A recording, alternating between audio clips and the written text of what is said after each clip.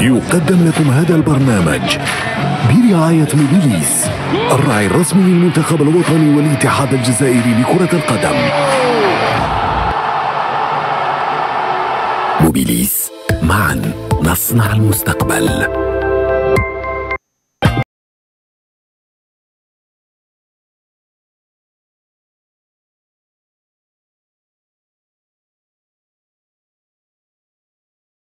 Passionnés de foot et bienvenue dans Cannes 24, ou devrais-je dire Aquaba, tout pour être dans l'ambiance de la 34e édition de la Coupe d'Afrique des Nations qui se tient actuellement en Côte d'Ivoire.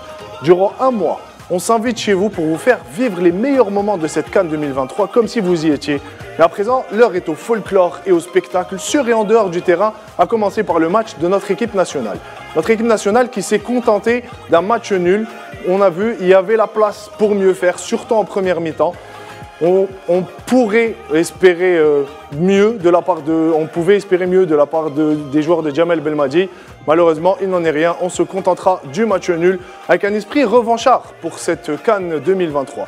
Le pays hôte, on en revient, a réussi son entame devant son public. Les éléphants débutent par une victoire, mais deux autres favoris n'ont pas eu cette chance. L'Égypte et le Nigeria ont été tenus en échec par le Mozambique et la Guinée équatoriale.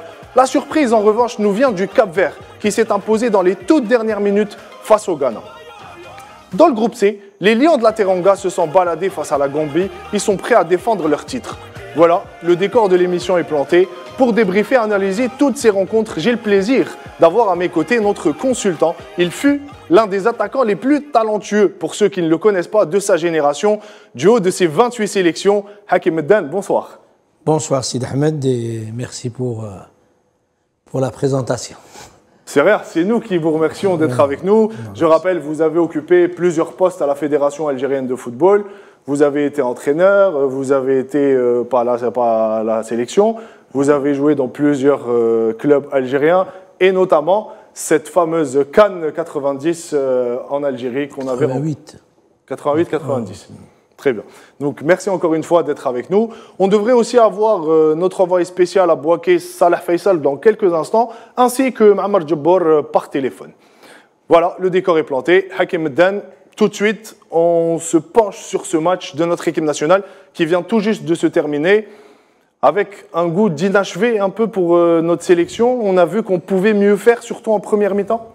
Oui, effectivement, Sid Ahmed, c'est qu'on a fait une entame extraordinaire. La première mi-temps, quand on voit les stats, 66% de possession, on a eu des occasions. Je pense il y avait de la place pour tuer le match. Et dans le football, c'est comme ça. Quand on n'arrive pas à tuer le match, c'est toujours on s'expose au risque on s'expose, voilà. Et en deuxième mi-temps, je pense que aussi l'équipe de l'Angola a changé sa façon de jouer. Ils n'avaient pas le choix. Et... Je voudrais, Hakim, qu'on reste sur cette première mi-temps. On a vu une équipe qui a bien débuté la rencontre. Ouais. On a vu des combinaisons, du jeu en triangle, le jeu qui penchait sur le côté gauche, c'est vrai, mais il y avait de la qualité. C'est-à-dire qu'on avait les occasions. Youssef Belaïli, encore un pari réussi de la part de Djamel Belmadi qui a réussi à remettre Youssef Belaïli dans le bain de la compétition.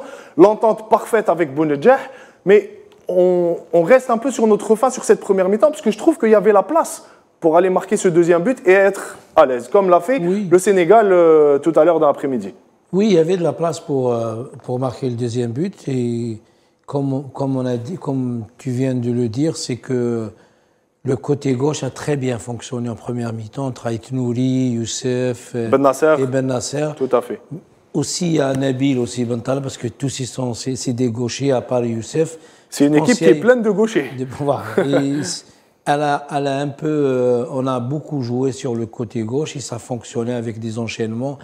Malheureusement, ce n'était pas le cas en deuxième mi-temps. Mais à votre avis, est-ce qu'il manquait ce petit quelque chose offensivement pour aller essayer de marquer? Parce qu'on a vu, une fois qu'on a marqué ce but, on a essayé de jouer un peu à l'économie, on a géré les efforts et on est rentré un peu dans la facilité. C'est vrai que techniquement, on était au-dessus, mais face à ces équipes-là, il faut tout de suite mettre l'ascendant techniquement et essayer de marquer un deuxième but. Sid Ahmed, le truc aussi, c'est que l'Angola, en première mi-temps, n'a pas pris. Ils ont défendu. Voilà, même à 1-0, ils n'ont pas pris. C'est pour ça que nous, on avait l'impression que les joueurs jouaient avec un rythme lent, mais ce n'est pas le cas parce que l'équipe de l'Angola, elle s'est beaucoup découverte en deuxième mi-temps, qu'ils ont changé aussi de la façon de jouer. Ils sont passés du 5 derrière à 4.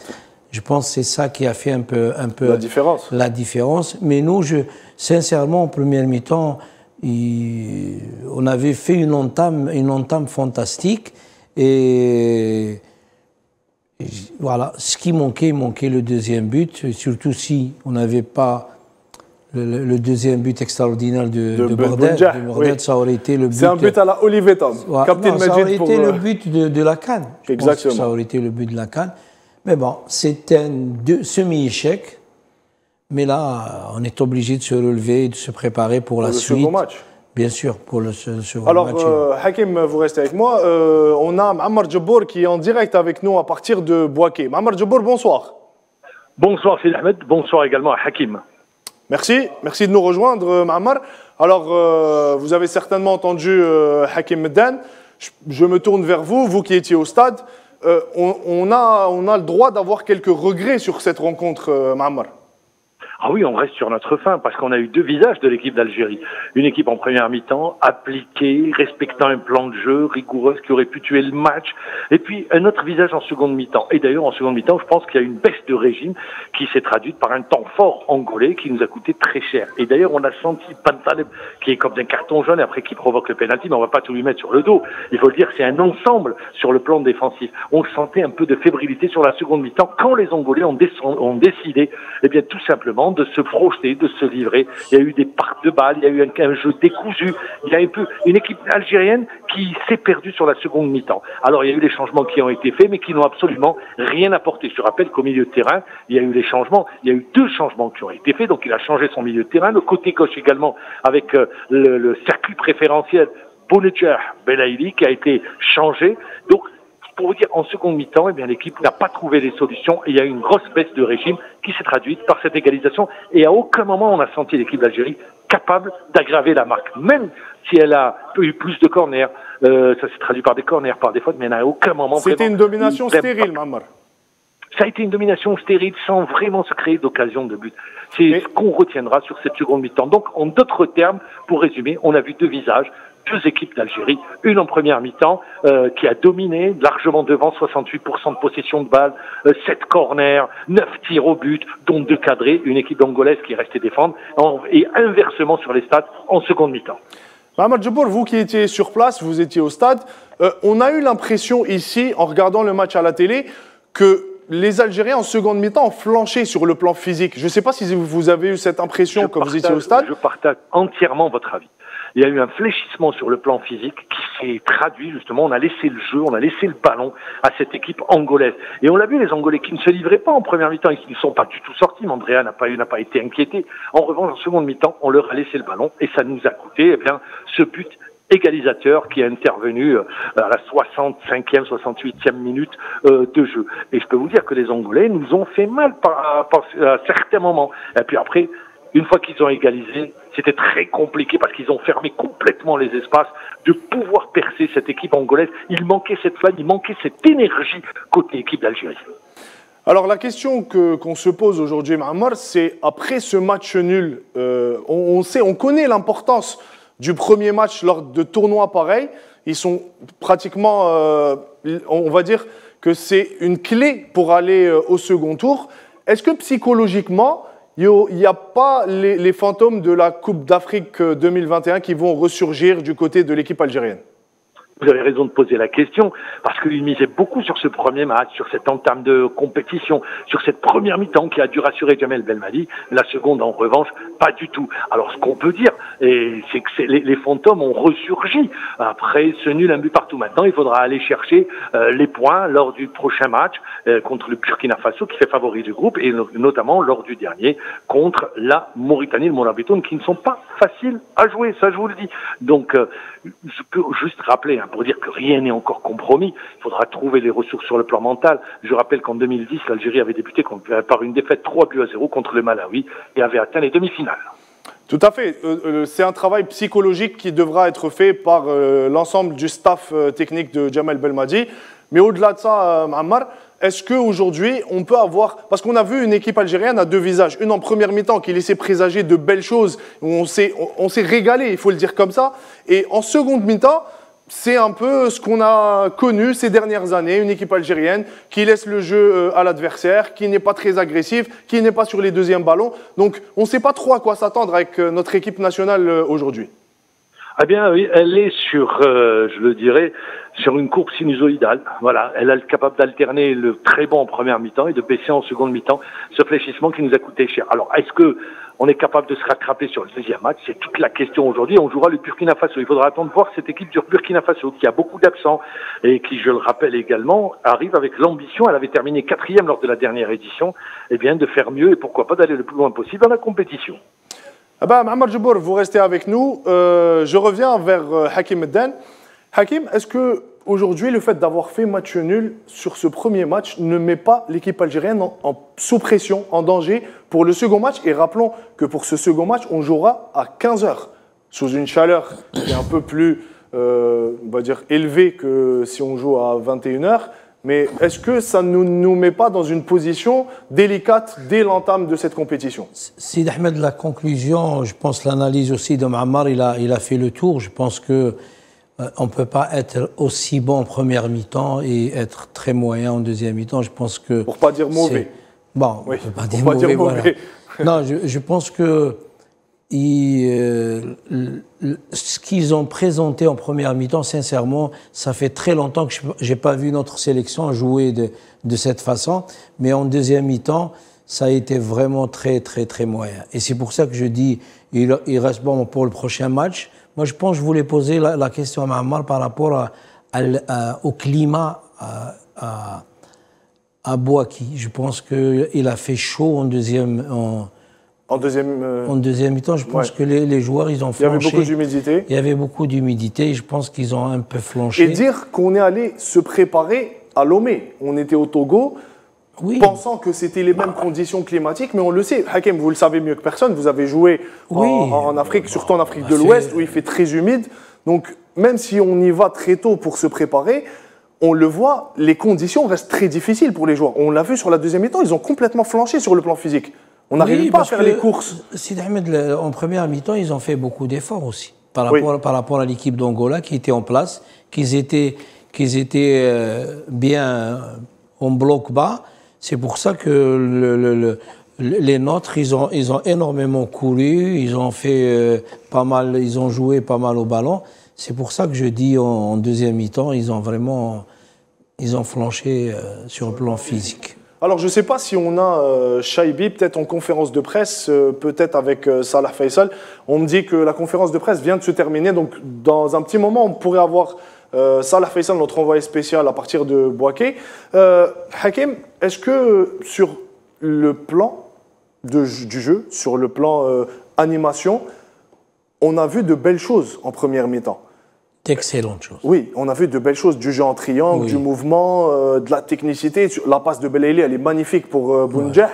Donc, est-ce qu'on peut s'appuyer sur ça et oublier, zapper cette deuxième mi-temps? Est-ce que Djamel Belmadi va avoir ce discours avec ses joueurs Non, Sid Ahmed, quand on voit la première mi-temps, c'est systématique, on va s'appuyer sur ça. On peut pas, les belles choses, on doit les garder. Et les moins bonnes, on doit les enlever. J'ai tout à fait normal. Je pense que ou les améliorer, la première mi-temps, je pense que ça fait longtemps qu'on n'a pas vu du beau jeu, des enchaînements, comme tu l'as dit, des enchaînements sur le côté, des triangles, vraiment ça a été. On a alterné entre le jeu court et le jeu long. Ben Taleb avait fait des transversales extraordinaires. C'est pour ça que j'ai dit l'image de la première mi-temps, il faut la garder. Exactement. On doit la garder. Et la deuxième mi-temps, on doit améliorer ce qu'on doit améliorer. Après, on a vu que le jeu penchait beaucoup plus sur le côté gauche, contrairement à il y a 3 ans où on jouait avec le triangle Attal, Ferrolé et Mahrez. Aujourd'hui, la tendance a basculé de l'autre côté, où il y a plus de technicité avec Ait Nouri, Ben Nassar, Ben Taleb. Il y a beaucoup de gauchers dans cet effectif. Mais moi, la question que je voudrais vous poser, est-ce qu'il faudrait un peu alterner et essayer de jouer de façon homogène entre l'axe et les deux côtés, pour ne pas être un livre ouvert pour les adversaires. C'est-à-dire que demain, ils vont nous étudier et ils vont se dire le côté force de l'Algérie, c'est le côté gauche, et il faut un peu essayer d'alterner notre jeu. Oui, Sidi Ahmed, parce que déjà au départ, avant de nous jouer, ils savent que le côté droit, il y a un joueur que tout le monde respecte. C'est Riyad Mahrez. C'est Riyad Mahrez. C'est pour ça que je dis, nous, sur le côté gauche, avec la prestation de Youssef en première mi-temps, ce qu'il a fait avec Barded, il a fait des choses très intéressantes. Ils sont très complices, ben les oui, deux. Ils sont complémentaires. Ils s'entendent bien. Complémentaires. C'est pour ça que le coach s'appuie sur eux, parce qu'ils ont l'habitude de jouer ensemble. Moi, je pense en première mi-temps, il n'y a rien à dire. Il n'y a rien à dire, sincèrement. C'est une première mi-temps parfaite. Pour moi, c'est à part le deuxième but qui nous manquait, mais on a vu vraiment, on n'a pas eu de soucis, effectivement, que l'Angola jouait avec un bloc bas. Ils n'ont pas pris beaucoup de risques. Et en deuxième mi-temps, ils ont changé la façon de jouer, ils nous ont créé pas mal de problèmes. Je ne sais pas si Mouammar Djebbour est toujours avec nous. Mouammar, est-ce que vous êtes toujours là? Non, on me dit que Mouammar Djebbour n'est plus avec nous. Donc on va attendre d'avoir notre envoyé spécial Salah Faisal. En attendant, Hakim, aujourd'hui, je pense qu'on a un peu fait le tour sur cette première mi-temps. Maintenant, il va falloir aller du côté des choses qui n'ont pas marché. Parce que c'est là que réside la véritable problématique pour notre équipe nationale. C'est d'avoir à chaque fois cette équipe à deux visages qui, justement, peut laisser des traces sur le plan psychologique. D'ailleurs, on l'a vu à la fin du match, certaines images, la sémiologie de l'image parlait d'elle-même. Des joueurs dépités, voulaient à tout prix remporter ce premier match pour être dans les meilleures conditions et aborder le match face au Burkina. Donc, sur quoi devra se baser Jamel Belmadi pour améliorer les choses qui n'ont pas fonctionné aujourd'hui en seconde période? Sidi Ahmed, tout d'abord, parce qu'ils savent, les joueurs, c'est les plus concernés, parce qu'ils savent que c'est un match qu'on pouvait gagner. C'est qu'un match qu'on pouvait gagner. C'est pour ça que les images qu'on a vues à la fin, c'est des joueurs qui étaient mécontents, qui n'étaient pas très contents de leur deuxième mi-temps. Ils savent, les joueurs, avant nous tous, c'est eux qui savent. Ben oui, c'est eux les acteurs. Ben oui, c'est les acteurs. Et maintenant, c'est un travail psychologique qui doit se faire. Et je pense que le staff et tout le monde, l'expérience qu'ils ont, je pense qu'ils vont tout faire pour être prêts pour une bataille, parce que ça va être un deuxième match très difficile. Les données ont changé. Maintenant, avec ce match nul, on sera obligé de remporter le deuxième match. On sera obligé de ne pas faire de faux pas pour Inch'Allah aller de l'avant. C'est pour ça que je dis, est-ce qu'on ne se met pas en difficulté, alors qu'on l'a vu, c'est un match qui était vraiment à notre portée, ce premier match face à l'Angola. Mais aujourd'hui, encore une fois, comme en 2021, comme en 2019, aucun match n'est facile en Afrique. Donc je pense qu'il faut être concentré de la première minute au coup de sifflet de l'arbitre. Tout sera difficile. Tout sera difficile. Même en 2019, quand on avait remporté la Coupe, tous nos matchs étaient difficiles. On les a gagnés à l'arrache, au vouloir. Mais aujourd'hui, Hakim Den... La différence en 2019, un exemple, la dernière faute, le coup franc de Riyad en 2019, il l'avait mis au fond. Ouais. Aujourd'hui, la réussite était avec nous. On va dire que tous les astres étaient alignés en 2019. Oui, mais au-delà du résultat, Hakim, est-ce que vous pensez que certains joueurs sur lesquels on pouvait s'appuyer, quand je dis ça, je parle de Riyad Mahrez, qui doit faire un peu mieux, c'est un peu le leader de cette équipe, il doit porter ses joueurs, surtout que c'est un leader technique sur le terrain, au-delà d'être le capitaine d'équipe, c'est un leader technique, on doit sentir, on va dire, l'écart de niveau entre Mahrez et les équipes adverses, avec tout le respect qu'on doit à l'Angola, les joueurs de l'Angola ne sont pas au niveau de nos joueurs techniquement. Donc est-ce que ces joueurs ne doivent pas se donner un peu plus et faire un peu plus sur le terrain? Oui, tout à fait d'accord. Je pense que tous les joueurs doivent... On a vu aujourd'hui le duo Youssef avec Barded. On a vu que c'est des joueurs qui aiment jouer ensemble, c'est des joueurs qui sont complémentaires. Riyad, c'est un joueur on connaît tous, mais il est dans l'obligation de faire un peu plus. De donner un peu plus. De donner un peu plus Parce de que ce qu'il est... Si on voit un peu les prestations de Riyad Mahrez ces dernières années, pour ne pas dire ces dernières semaines, en équipe nationale, c'est un peu on va dire des prestations en dents de scie. Il arrive à faire 2 bons matchs, et parfois il passe complètement à côté et on a l'impression que c'est un joueur qui est instable, qui est irrégulier sur le plan de la performance. Mais quand même, Sidi Hamdi reste quand même un joueur important dans oui, l'équipe. Oui, bien sûr, non, c'est clair que c'est un joueur important. Des fois quand mais justement, c'est pour ça que je vous pose la question. Le rôle qu'il a, il a un rôle très important dans le groupe. Dans le groupe. Dans le groupe et dans on voit la relation qu'il y a avec ses coéquipiers, mais rien n'empêche qu'il est dans l'obligation de faire beaucoup plus que ce qu'on est en train de voir. Exactement. On est en train de voir les derniers mois. Ça, c'est tout à fait normal. Maintenant, quand on a parlé aussi un peu de l'axe, de notre axe, Issa Mandi et Ben Sebaini. D'ailleurs, Ben Sebaini, je voudrais revenir sur ce cas. Vous connaissez le joueur, vous l'avez côtoyé. Oui. On l'a vu, Ben Sebaini ne change pas ses habitudes. C'est le même depuis des années. On a l'impression qu'il est tout de suite mis à rude épreuve sur le plan psychologique. Il s'énerve rapidement, il conteste les décisions arbitrales. À chaque fois, il prend des cartons gratuits. Est-ce que ça ne joue pas un peu sur le moral du collectif, de l'effectif? Ah, mais c'est des mentalités. C'est des tempéraments. Des tempéraments, mais Sidi Ahmed, il faut rajouter une chose que Rami Ben Sebaini progresse beaucoup les derniers temps. Oui, non, il a gravé des échelons. Quand il a côtoyé le haut niveau. Et aujourd'hui, il joue dans l'un des meilleurs clubs au monde. L'un des meilleurs clubs, il joue à la Champions League et tout ça. Mais je suis d'accord qu'il... Par contre, en club, il ne le fait pas. En club, il est beaucoup plus sage qu'en équipe nationale. Je pense qu'il doit penser aussi... Parce que il est un peu surexcité. Aujourd'hui, par exemple, prenons un exemple, on voit la pression, parce qu'ils sont sous pression, les joueurs sont sous pression. On voit le match, on n'a pas été agressif, mais quand même, on sort avec 4 avertissements. Tout à fait. 4 cartons, et la majorité de cartons étaient des cartons vraiment qu'on pouvait éviter.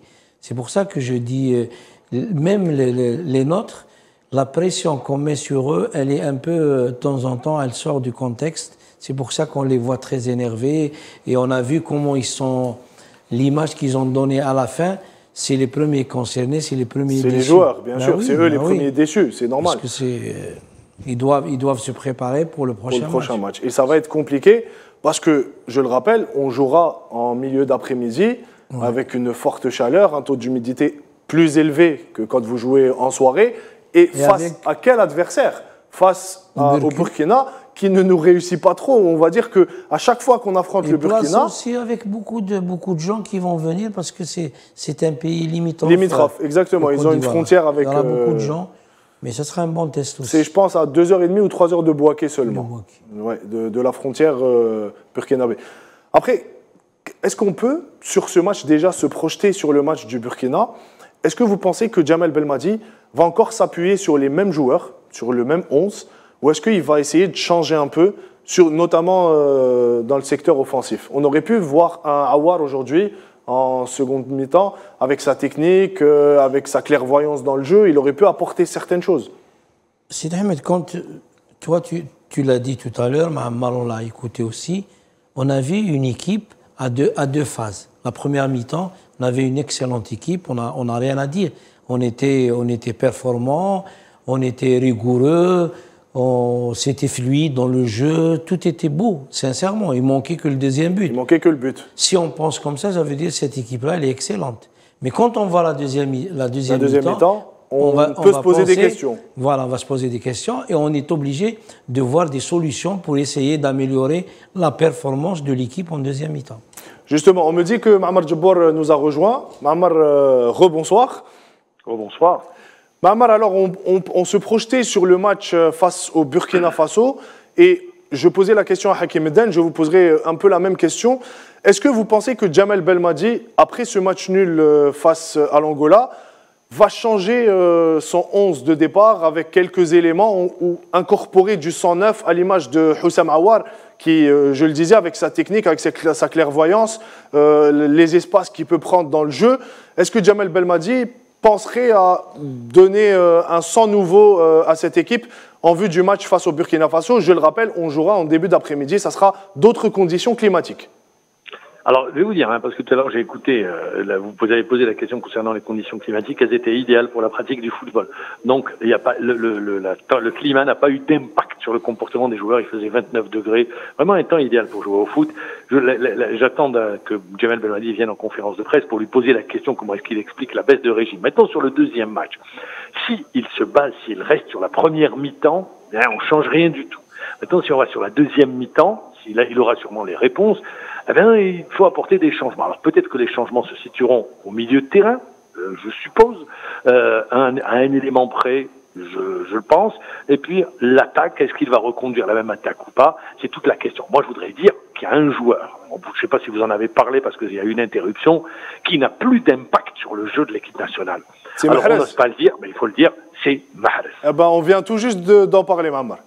Enfin voilà, j'ai pas entendu. Ce joueur n'a plus d'impact sur le jeu. Il a vraiment plus d'impact dans ses duels. Alors pour reprendre juste les propos que je disais à Hakim Meddan, je disais, est-ce que vous ne pensez pas que Riyad Mahrez doit, parce que c'est un leader technique, on attend beaucoup plus de ce joueur, doit prendre ses responsabilités un peu plus dans le jeu, parce que c'est vrai qu'il est important dans le groupe, c'est quelqu'un d'emblématique, il est charismatique, il est gentil, il est aimé de tout le monde, mais aujourd'hui dans le jeu, vous l'avez dit Ma'mar Djabbour, on ne sent pas la présence de Riyad sur le terrain, il n'est pas aussi impactant qu'avant, et surtout aujourd'hui avec le manque de fraîcheur physique, le manque de matchs dans le jambes, même si c'est le joueur qui a le plus joué depuis le début de la saison, on sent que Riyad Mahrez a un petit déficit sur le plan technique au niveau collectif.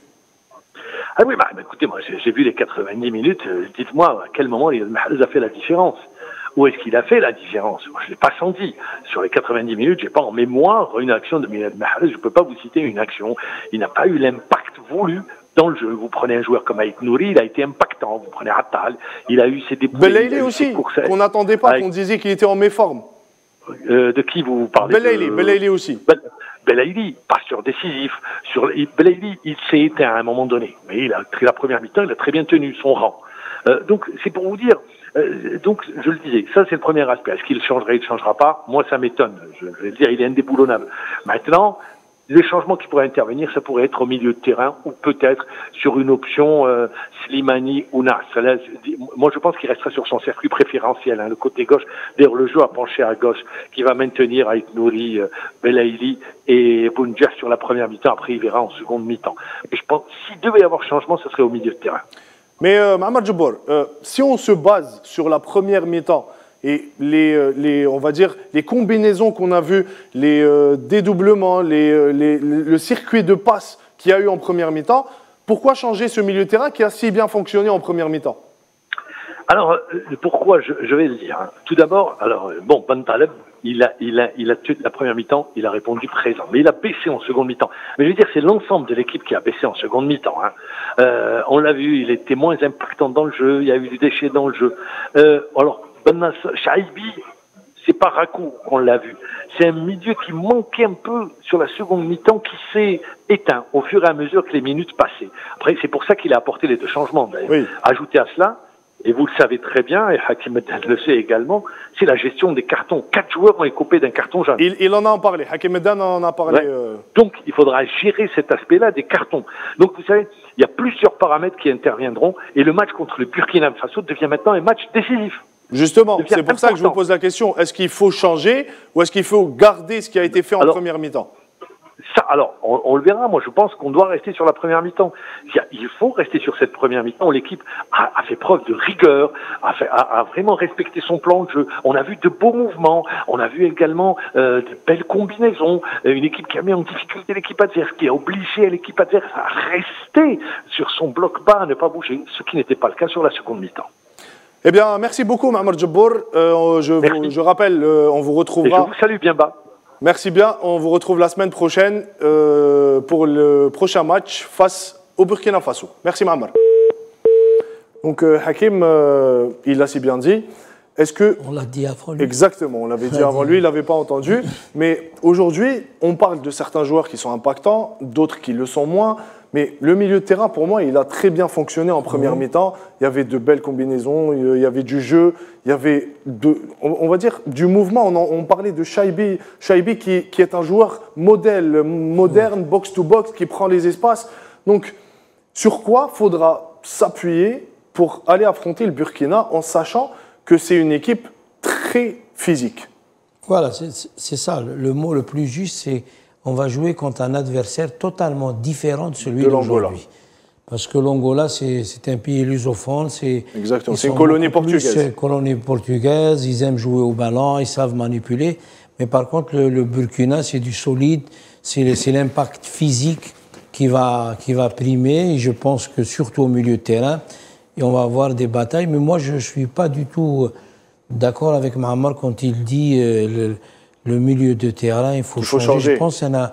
Personnellement, j'ai vu qu'un bon Nabil en première mi-temps, et Ismaël la même chose, oui. Et Chaibi. Je pense que la deuxième mi-temps, il y a eu un deuxième visage totalement différent de toute l'équipe. Exactement, c'est tout le collectif qui a flanché. À part le gardien de but, je pense les autres... Ils ont tous flanché. Ils ont tous flanché. D'ailleurs, il y a eu beaucoup de changements aussi, parce que quand on change aussi, c'est pas évident.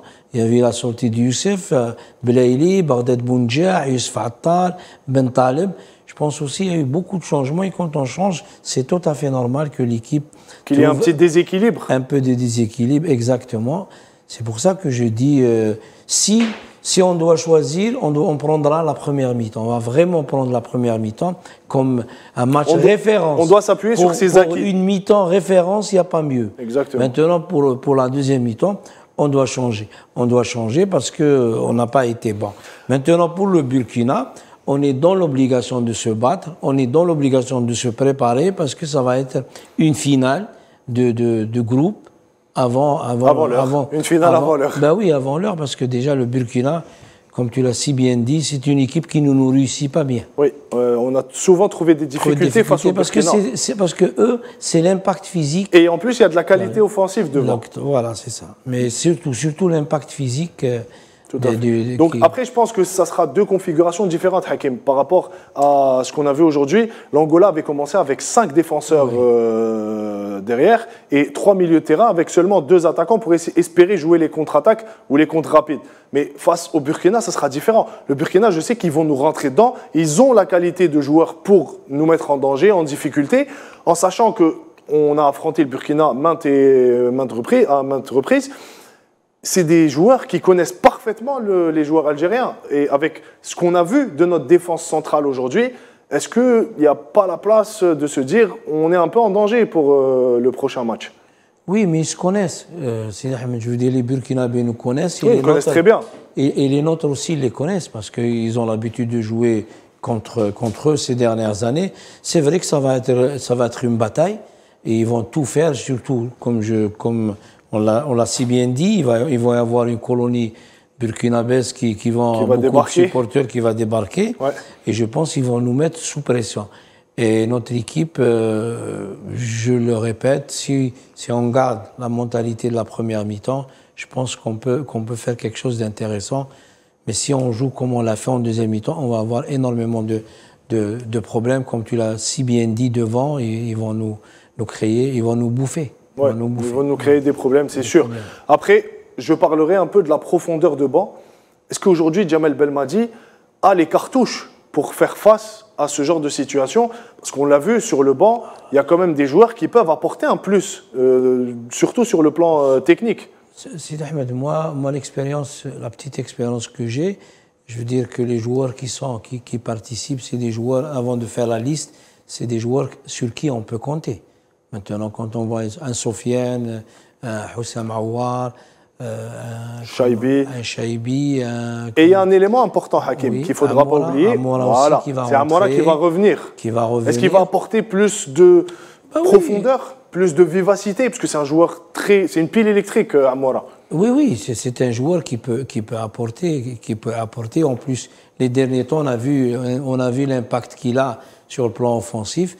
Je pense qu'Ed Mounès aussi peut être intéressant. Maintenant,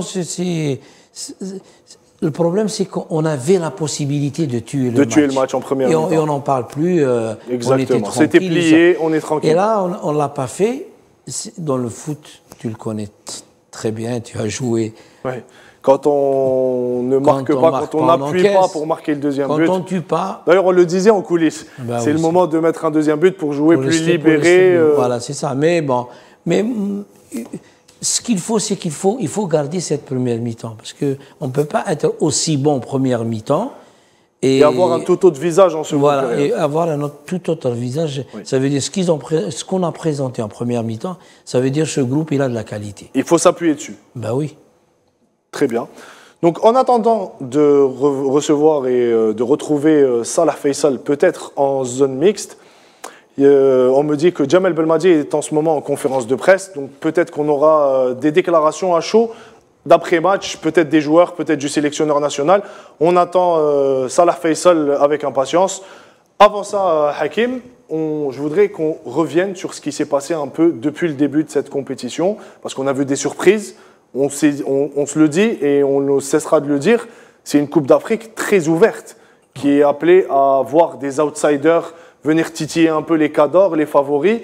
Depuis le début, alors, la Côte d'Ivoire a réussi son entame, 2-0 pour le match d'ouverture. Ils sont tranquilles, ils lancent bien leur phase de groupe. En revanche, ça a été moins bien pour les deux autres favoris, l'Égypte et le Nigeria. L'Égypte qui a arraché. Alors, c'est deux configurations différentes. Parce que pour le Nigeria, c'est vrai qu'ils sortent avec un match nul, mais il y a eu une multitude d'occasions ratées. Il y a eu une inefficacité de Osimhen sur 3 ou 4 occasions nettes de scorer. De l'autre côté, l'Égypte, vraiment, on s'attendait à mieux de la part de cette équipe d'Égypte, avec Mohamed Salah comme meneur de cette troupe, mais qui s'en est sorti avec un match nul à la toute dernière pratiquement minute. Donc, qu'est-ce qu'on peut dire aujourd'hui sur cette Coupe d'Afrique qui n'est pas facile pour les soi-disant favoris? Ce qu'on peut dire, c'est Ahmed, la première chose qui est très importante, qu'il n'y a plus d'équipes, il n'y a plus de nations faibles. Hakim, je vous coupe tout de suite parce que Belmadi est en direct en conférence de presse. On retrouve Jamel Belmadi en conférence de presse à partir de Bouaké. Laisser la possibilité, pas avoir fait le break dans cette deuxième mi-temps à cette équipe d'Angolaise d'espérer. Ensuite, moi je suis plus d'accord sur l'idée du moment fort ou de notre moment faible à nous qui n'a pas duré, un long moment, mais suffisamment pour aller nous faire mal, qui est sur une situation où voilà, c'est même pas une occasion de. Il se retrouve certes dans notre surface de réparation, il n'est pas interdit de se retrouver dans notre surface de réparation, même si on préférait l'éviter, la preuve est. Mais c'est même pas une situation où le gars est en position de marquer, je sais pas. Donc dans ce moment faible, je parlais de ça avec les joueurs à l'instant, ils ont réussi à se procurer ce penalty. C'est là où c'est douloureux et c'est là où c'est cruel. C'est vrai que cette deuxième mi-temps, elle n'est pas l'image de cette première mi-temps, mais dans l'ensemble, il faudra voir un peu tout ça. On a, à part certaines situations de transition, c'est normal, tu as le contrôle du jeu, tu essaies de travailler cette équipe-là, ils sont en place, ils sont trucs, donc ils récupèrent le ballon, bien sûr ils ont des transitions, mais sans avoir été en danger.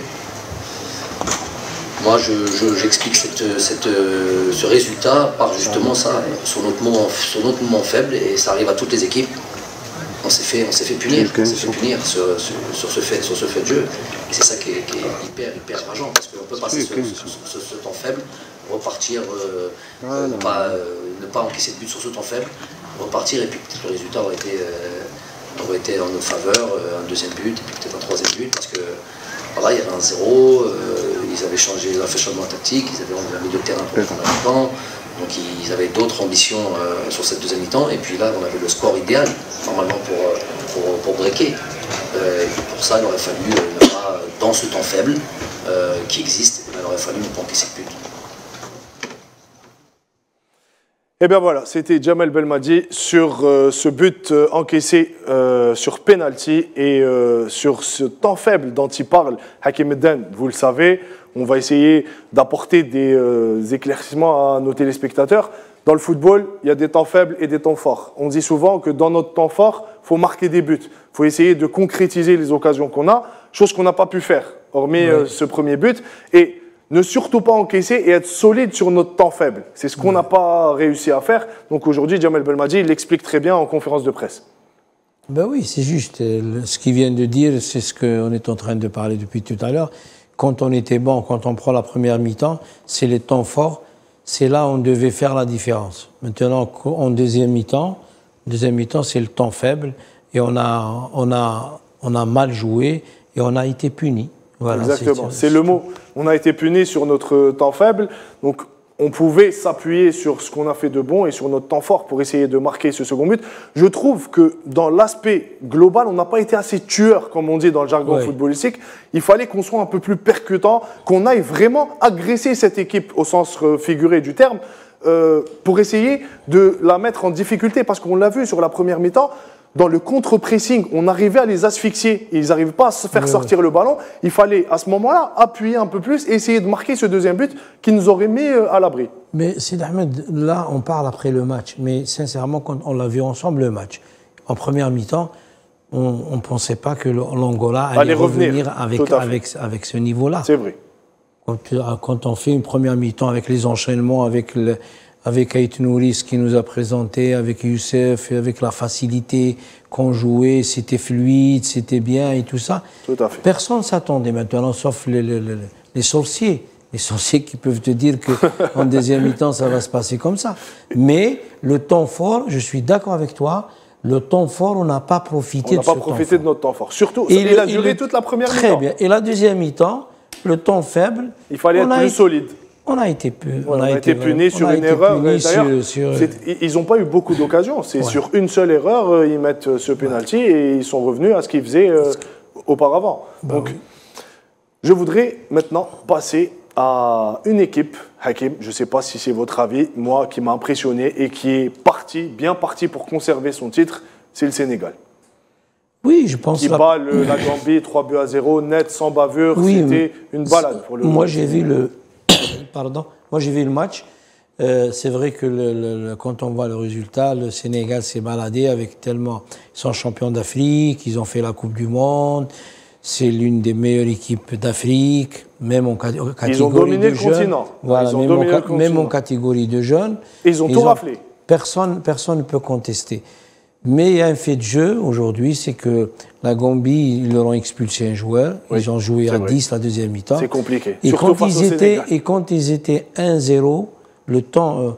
ils ont eu une occasion le gardien de... Mendy. Edouard Mendy les maintient dans le match. Les maintient dans le match. C'est des détails. À ce niveau-là, c'est des détails, du détail. Vous parlez de catégorie jeune chez le Sénégal. Aujourd'hui, je voudrais parler d'un joueur que vous connaissez très bien, élu meilleur joueur ici chez nous pendant le CHAN, et qui fait ses premiers pas en équipe première. Il a été aussi meilleur joueur en Coupe d'Afrique du moins 20. Exactement. Des U20, Lamine Camara, qui est issu du centre de formation Génération Foot, qui est allé au FC Metz. Il y a un partenariat entre Génération Foot et le FC Metz, en France, en Ligue 1. Est-ce qu'aujourd'hui, vous pensez... Meilleur espoir français. Exactement. Dans le championnat français. Tout à fait. Donc, moi, ma question, elle est toute simple. Vous parlez des catégories jeunes. C'est vraiment le réservoir de l'équipe. Le Sénégal, aujourd'hui, n'a rien à craindre. La relève est assurée parce qu'ils ont gagné pratiquement tous les titres continentaux en catégorie jeune. Les A sont vraiment avec des joueurs d'expérience. Il y a cet amalgame entre les jeunes et les plus anciens. Voilà, c'est une période de transition qui se fait très bien du côté du Sénégal. Et preuve en est, aujourd'hui, Lamine Camara, pour sa première sélection avec les A, en match de Coupe d'Afrique, mais un doublé. Et quel but! Quel but! C'est un joueur prometteur. Donc, est-ce qu'aujourd'hui, le Sénégal est un modèle, Hakim Edden, sur le continent? Sur le continent, c'est un modèle, bien sûr. Ils sont en train de travailler, vraiment de bien travailler. Et la preuve, quand on voit leur sélectionneur qui est là depuis 2015. Tout à fait, Aliou Cissé, qui a remplacé Alain Giresse, qui était parti. Il est sur place, il travaille. Il y a une stabilité. Une stabilité sur tous les plans. Je pense que c'est un exemple et c'est une équipe qui va faire très mal dans les années. Il va falloir compter avec le Sénégal à l'avenir. Oui. Pas seulement sur le continent, mais sur le monde entier. Je pense que c'est une équipe qui a le plus de potentiel dans la formation, dans l'équipe première. Je pense que c'est une nation... Pour vous dire, ils ont même remporté le championnat d'Afrique de beach soccer. Voilà, c'est pour la petite histoire. Quand on commence à gagner, quand on aime gagner, quand on a la grinta de gagner, on ne cessera jamais de gagner des titres. ou bien on l'a, la tradition. Il y a des pays ou des clubs qui ont la tradition pourtant, de gagner. Excusez-moi de vous interrompre, il y a des pays, vous le dites, qui ont la tradition de gagner. Ben oui. Pourtant, le Sénégal n'avait jamais remporté de CAN auparavant, avant celle de 2019. C'est 2021, pardon. 2019, c'était l'Algérie. Il n'avait jamais remporté de CAN avant. C'est-à-dire que c'est un pays qui a misé sur la formation au sein même. C'est une politique sportive qui a été faite dans le pays et qui aujourd'hui porte ses fruits. C'est tout, bien sûr, ils ont commencé par gagner par les titres en catégorie de jeunes. Après, ça vient, c'est une tradition. Je pense que le Sénégal, c'est lui qui va dominer l'Afrique dans les prochaines années. Bah, on va dire que le Sénégal est bien parti pour conserver son titre avec ce qu'on vient de voir aujourd'hui, même si les matchs diffèrent. C'est trop tôt pour le dire. Voilà. Mais tôt, ils sont dans cette tour d'ivoire où vraiment les victoires appellent les victoires et on le voit, ils veulent conserver leur titre et ils ont le potentiel pour. Ils ont les moyens, oui, ils ont les moyens, ils ont la qualité est liée. Il y a d'autres pays aussi, moi aussi je pense que la Côte d'Ivoire a son mot à dire dans le pays hôte, poussé par ses supporters. Malgré que le début ça a été un peu difficile, mais je pense que même les déceptions, c'est l'Égypte, c'est le Nigeria, c'est le Ghana aussi. Le Ghana qui a perdu face au Cap-Vert, rappelons-le. Et dans ce groupe C, avec le Sénégal, il y a le Cameroun. Le Cameroun, Hakim, qui a fait match nul, mais sans vraiment convaincre. C'est-à-dire qu'on reste un peu sceptique par rapport à cette équipe du Cameroun, qui est capable du meilleur comme du pire. Mais eux, c'est leur tradition. Ça a toujours été le cas du Cameroun.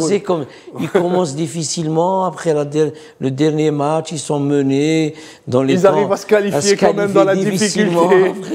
Voilà, c'est typiquement camerounais. C'est typiquement camerounais. Mais est-ce que vous pensez qu'en ayant vu le match du Cameroun, est-ce que vous pensez que cette équipe du Cameroun a le potentiel pour aller loin dans cette Coupe d'Afrique ? L'entame est difficile, comme nous. C'est la même chose, comme nous, comme tous les pays qui ont, l'Égypte aussi, qui a fait match nul, qu'on a donné une image vraiment touchante. Mais c'est très tôt. Et en plus, quand il s'agit de groupes comme ça, de 25 pays, 24. Je pense, de 24 pays, je pense que c'est les deux premiers se qualifient, les 4 meilleurs troisièmes. Oui. Je pense qu'il y a de la place pour se qualifier. Ça offre plus de possibilités aux nations de se qualifier. Surtout que maintenant on passe par les huitièmes de finale avant d'aller au quart. Le quart, voilà.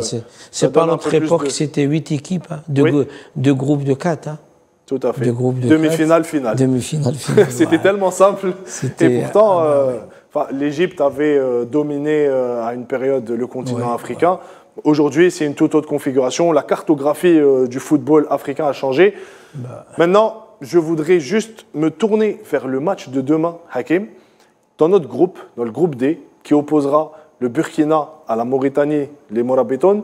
Est-ce que vous pensez que c'est un duel déséquilibré ou pour vous, non, ça va se jouer sur vraiment le terrain, sur le rectangle vert et chacun a ses armes à faire valoir? Oui, moi je pense que c'est pas déséquilibré parce que la Mauritanie aussi, c'est un pays qui est en train de progresser. Oui.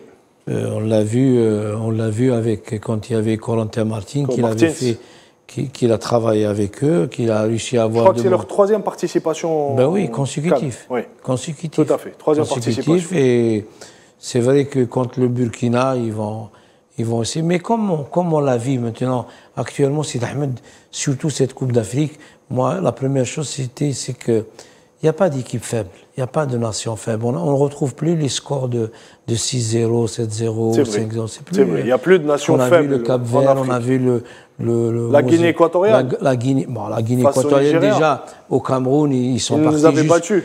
Ils sont partis jusqu'au quart de finale. Tout à fait. Tu as compris? C'est que c'est des nations qui progressent. Maintenant, il n'y a plus de match facile. On l'a vu dans ce début-là. Et surtout, moi, si tu permets, bien sûr, j'ai été émerveillé et impressionné par la qualité des pelouses des stades de Côte d'Ivoire. En Côte d'Ivoire, sincèrement. Tout à fait.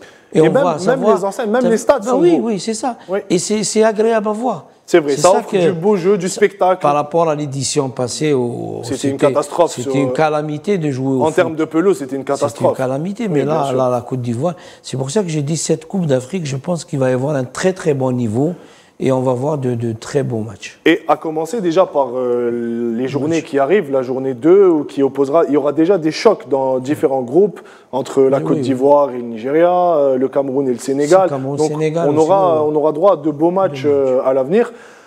On terminera sur cette question, Hakim. Est-ce que pour vous aujourd'hui, on pourrait qualifier l'équipe algérienne qui est en reconversion, en transition, c'est une équipe qui se reconstruit petit à petit. Je voudrais juste savoir si on a le droit, encore une fois, de présager d'aller très loin dans cette Coupe d'Afrique, où vous dites c'est trop tôt, on va essayer d'aller match par match, commençant d'abord. Parce que rappelons, si le Burkina venait à gagner demain, venait à s'imposer face à la Mauritanie, ça nous mettrait vraiment sous pression. Non, moi je pense que Sidi Ahmed, il faut être réaliste. Maintenant, on a joué un match, on a fait une bonne mi-temps, une très bonne première mi-temps, une deuxième mi-temps tout juste moyenne. Maintenant, on a le deuxième match. Le deuxième match, ça va être difficile, mais moi, je pense qu'on doit jouer, on doit penser match par match. Il faut pas voir très haut ni très bas. Maintenant, il nous reste un match. Il faut se projeter sur le prochain match directement. C'est le plus important. Maintenant, c'est vrai que moi, mon expérience, je dis toujours, le premier match, c'est la clé très importante de la qualification pour le prochain tour. Mais là, c'est pas une défaite, c'est pas une victoire, c'est un match nul.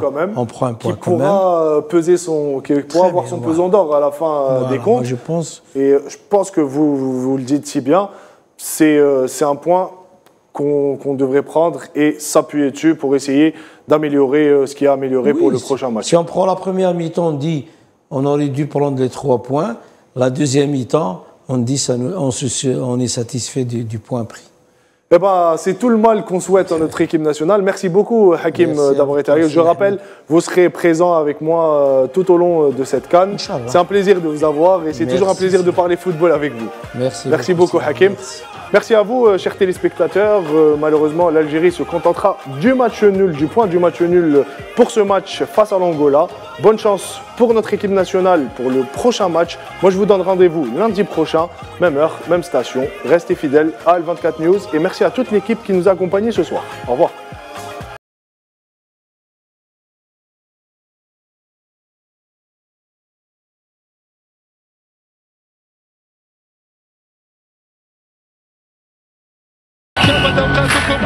قدم لكم هذا البرنامج برعاية موبيليس الراعي الرسمي للمنتخب الوطني والاتحاد الجزائري لكرة القدم. موبيليس، معا نصنع المستقبل.